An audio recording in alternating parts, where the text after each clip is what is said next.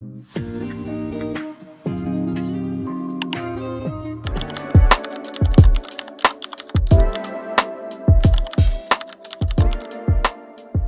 when I work with clients, I focus on behavior because that's what I believe we have control over, and the most impactful thing that we can start working on.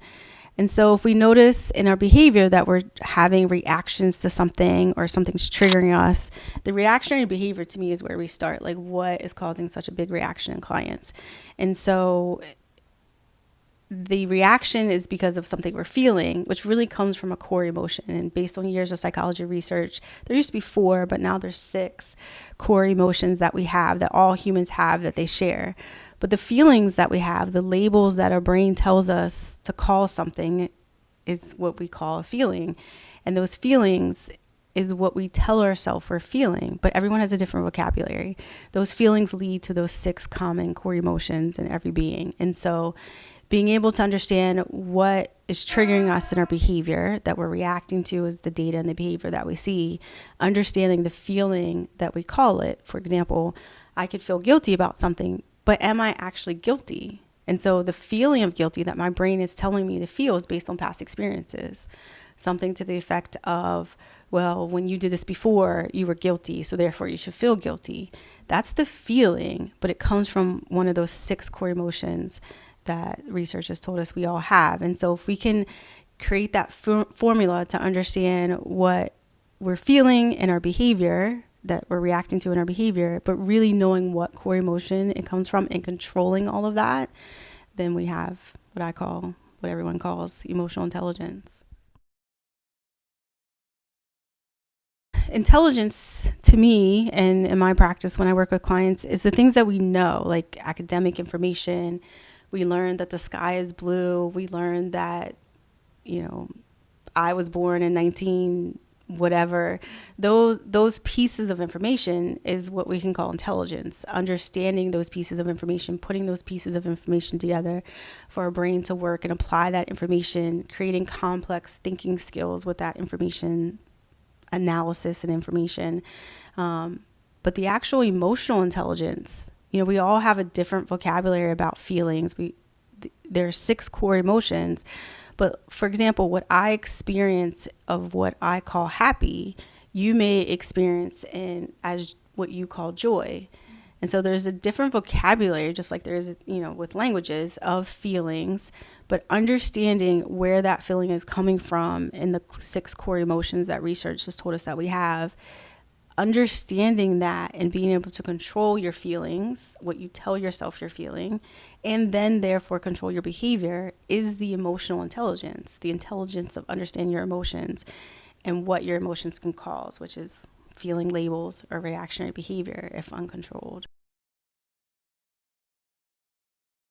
So that's the goal, right? Like if we have any emotional intelligence and then even a higher level of emotional intelligence, we can show up as ourselves in a non-reactive way.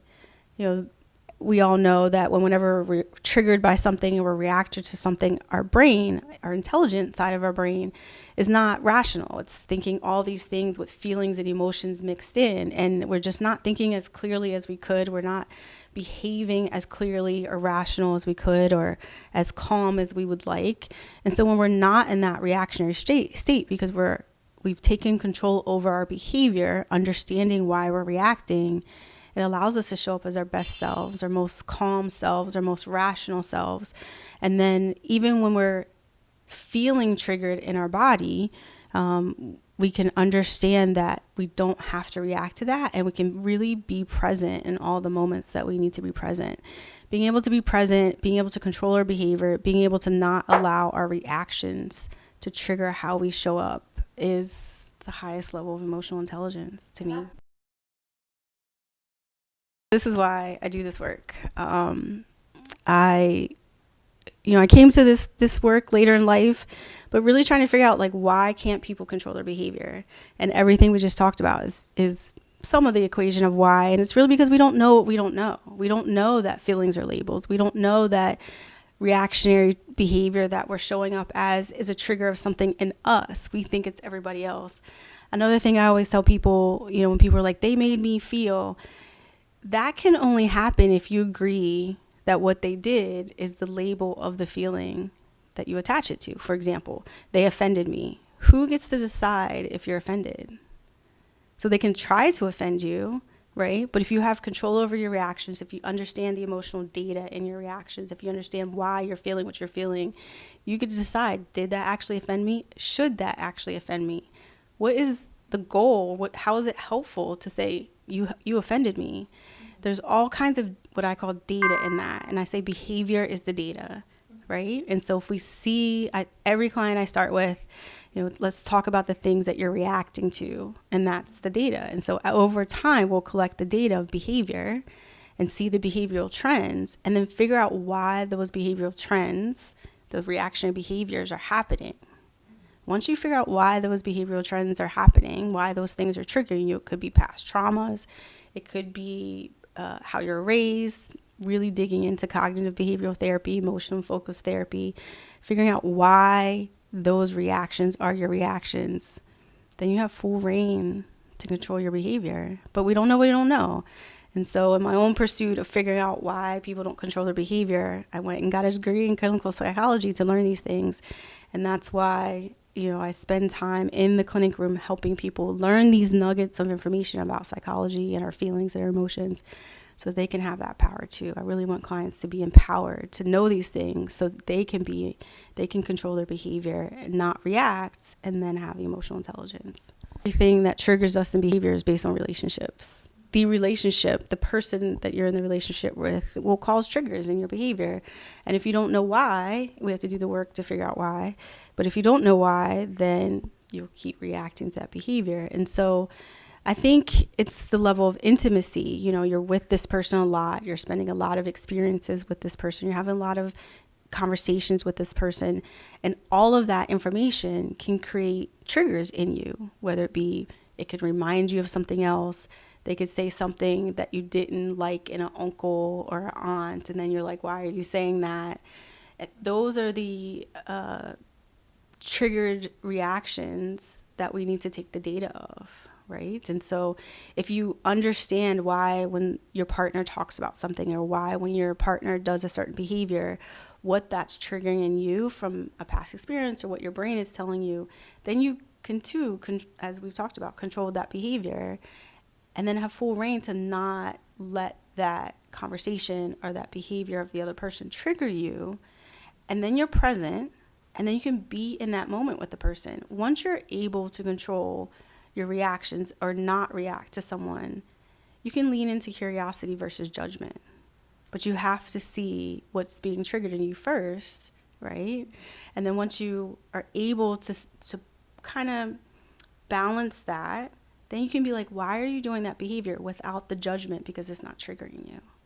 And so in all relationships, this is where it comes up the most. If we're able to manage our reactions, understanding why they happen, to me, that's the emotional, intelligence part of it.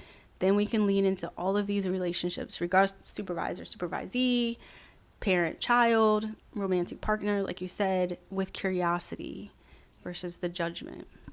So one thing I always want my clients to understand, and I have to remind myself of this too, is what we call anxiety or what we call stress is actually part of human nature.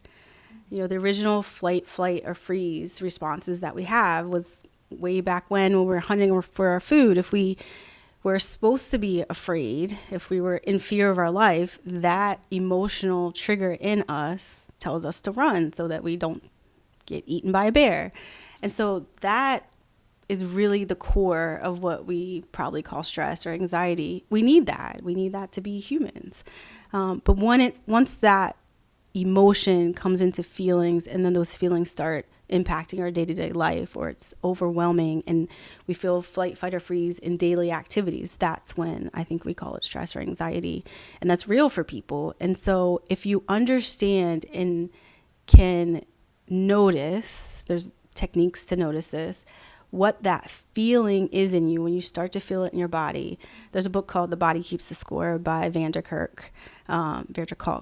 And it really teaches us to learn that we all emotions, all feelings start in our body. And so if we can see and feel, notice when our body's starting to like warm up or when we're starting to react to something, if we can learn to catch that. And like I said, there's different techniques: breathing, mindfulness, meditation, cognitive behavioral therapy to learn that behavior and record it in your brain. If we can catch that feeling, as I say, before it comes up, and just manage that in a way that's not reactionary, I think that helps us lessen our stress. Use those techniques in every situation to manage your reaction to it. Because once our brain attaches to it, then it starts cycling through it over and over again.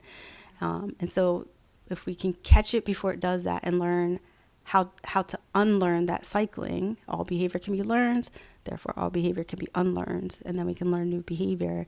So changing some of those reactions into new behaviors, I think, can help us find ways to continually manage and minimize our reactions to the stress and anxiety. Just like behavior doesn't get learned overnight, it takes a whole nother set of period of time to unlearn that behavior and create the new behavior of managing it. But once you do that, like we mentioned before, you're not reacting in judgment. You're reacting, if anything, with curiosity. And so it allows you to ask questions, neutral questions versus judgmental questions, or it allows you to really empathize with the person, to hear what they're saying, or sympathize with the person to understand what they're going through, because you're present in the moment and not showing up in reactive behavior. So I think when we have emotional intelligence, we're understanding where these emotions are coming from, we're understanding how these emotions show up in our behavior, then we can be more present in these relationships that we have day in and day out, to really show up as present in that moment with neutral communication, with neutral behavior, to let the other person be heard, for ourselves to be heard in a way that people can recognize.